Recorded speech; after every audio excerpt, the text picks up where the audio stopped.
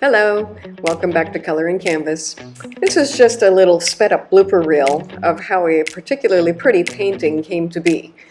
Sometimes when you have a failed pour, the paints that are left behind, the colors that are on the canvas really make a wonderful basis for a new painting to come. And I love the painting that came out of this failed pour. I call it Portal. It is one of my absolute favorites.